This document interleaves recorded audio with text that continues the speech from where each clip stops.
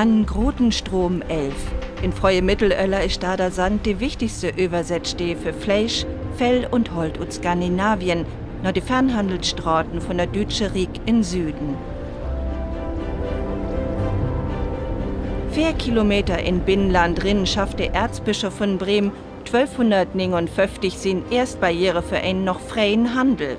Mit grad mal 2000 Seelen war das lüttisch dort ein Stapel steht.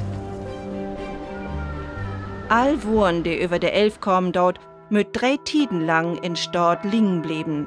So war die lütte Stadt Freu Hanselitmord. Bald kümmt dat kostbare Dog ut Flandern dortau. Dat wat ook an ohlen Hanse hoben Stort stapelt und umschlogen.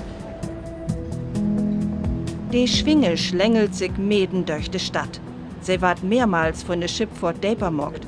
Grote Krons möt ran und die groten Mengen von Handelswuren flink bewegen. Die Lilliputstadt ist rik worden. In Konkurrenz mit Hamburg ist dort die grote Hansestadt aber to übermäudig worden, als die Dog-Koop-Lüd und London wie sich abnehmen daut. Die Engländers heb in der Rik von der Hanse den Rob als Indringlinge weg.